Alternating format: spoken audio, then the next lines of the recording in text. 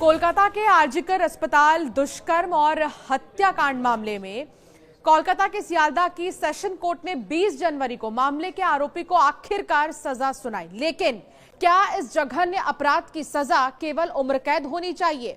आपके मन में भी यही सवाल होगा कि क्यों सिर्फ उम्र कैद, फांसी क्यों नहीं? तो चलिए आज हम आपको बताते हैं कि आरोपी संजय रॉय को मृत्यु दंड क्यों नहीं मिला। ऐसा क्या हुआ कोर्ट में?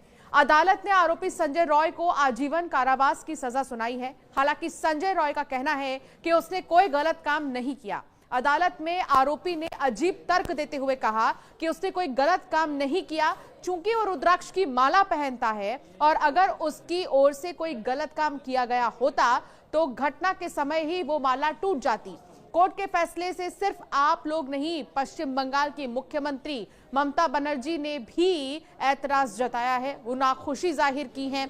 आजीवन कारावास की सजा सुनाए जाने पर असंतोष जताते हुए उन्होंने सोमवार को दावा किया कि जांच का जिम्मा कोलकाता पुलिस के पास होता तो निश्चित रूप से मौत की सजा सुनिश्चित की होती।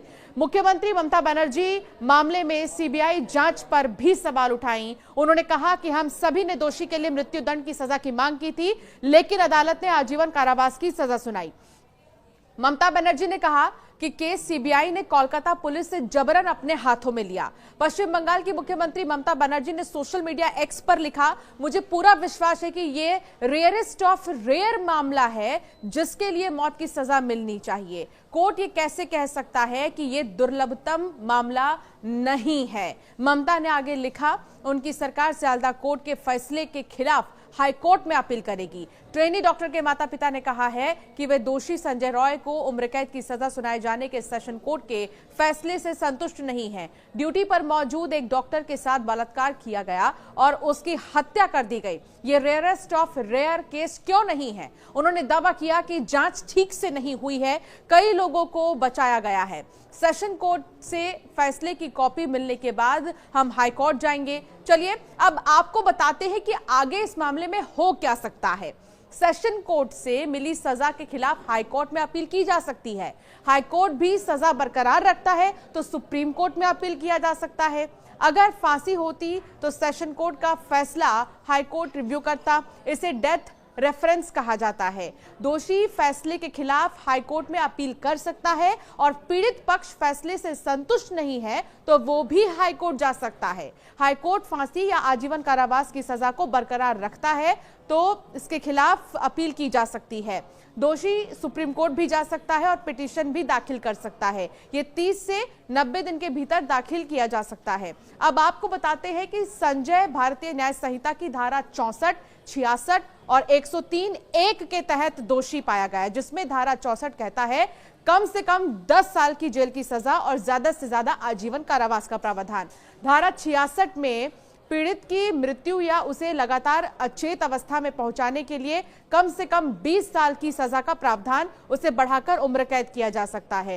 धारा 103(1) के तहत फांसी की सजा या आजीवन कारावास का प्रावधान इसमें शामिल है और इसीलिए फांसी की सजा की मांग हो रही है और कहा जा रहा है कि अब हाईकोर्ट की ओर रुख करना पड़ेगा, क्योंकि पीड़ित के माता पिता खुश नहीं है, संतुष्ट नहीं है कोर्ट के फैसले से। अदालत ने घटनास्थल की फॉरेंसिक रिपोर्ट को सजा का आधार बनाया, जिससे संजय रॉय के इस मामले में शामिल होने के सबूत मिले। घटनास्थल और पीड़ित डॉक्टर की बॉडी पर संजय का डीएनए मिला था। बता दें कि सियालदह कोर्ट ने 18 जनवरी को संजय को दोषी ठहराया था। घटना के 164वें दिन यानी 20 जनवरी सजा पर 160 पेज का फैसला सुनाया था। सीबीआई और पीड़ित परिवार ने मौत की सजा की मांग की थी। जज ने कहा कि पीड़ित की मौत ड्यूटी के दौरान अस्पताल में हुई थी। राज्य सरकार की जिम्मेदारी है कि वो पीड़ित की फैमिली को मुआवजा दे। कोर्ट ने डॉक्टर की मौत के लिए 10 लाख और रेप के लिए 7 लाख मुआवजा तय किया। कोर्ट में मौजूद ट्रेनी डॉक्टर के माता पिता ने हाथ जोड़कर कहा कि हमें मुआवजा नहीं चाहिए, न्याय चाहिए। इस पर जज ने कहा, मैंने कानून के मुताबिक यह मुआवजा तय किया है, आप इसका इस्तेमाल चाहे जैसे कर सकते हैं। इस रकम को अपनी बेटी के रेप और मर्डर के मुआवजे के तौर पर मत देखिए। बता दें, आरजीकर हॉस्पिटल में 8-9 अगस्त की रात ट्रेनी डॉक्टर का रेप मर्डर हुआ था। 9 अगस्त की सुबह डॉक्टर की लाश सेमिनार हॉल में मिली। सीसीटीवी फुटेज के आधार पर पुलिस ने संजय रॉय नाम के सिविक वॉलंटियर को 10 अगस्त को अरेस्ट किया था। घटना को लेकर कोलकाता समेत देश भर में प्रदर्शन हुए। बंगाल में 2 महीने से भी ज्यादा समय तक स्वास्थ्य सेवाएं ठप रही थी। आरोपी संजय रॉय के अलावा मामले में मेडिकल कॉलेज के पूर्व प्रिंसिपल संदीप घोष को भी आरोपी बनाया गया, लेकिन सीबीआई 90 दिन के अंदर घोष के खिलाफ चार्जशीट दायर नहीं कर पाई, जिस कारण सियालदा कोर्ट ने 13 दिसंबर को घोष को इस मामले में जमानत दे दी।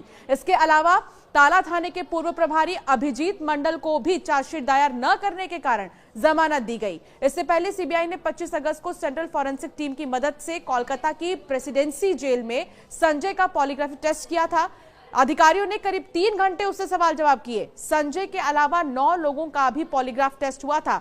इनमें आरजीकर के पूर्व principal Sandip Ghosh, ASI Anup Datta, 4 fellow doctor और 1 वॉलंटियर और 2 गार्ड्स भी शामिल थे। तो फिलहाल आरजीकर अस्पताल दुष्कर्म और हत्याकांड मामले में कोलकाता की सियालदा की सेशन कोर्ट ने जो 20 जनवरी को फैसला सुनाया, दोषी उसे करार दिया गया और उसके बाद जो फैसला आया उसको लेकर लोगों के मन में यही सवाल है कि आखिर उम्र कैद की ही सजा क्यों, आखिर फांसी क्यों नहीं।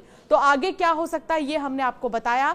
आपकी क्या राय है इस मामले में, आप जरूर हमें कमेंट कर बताइए और भी ऐसे वीडियोस के लिए सब्सक्राइब करना न भूलें।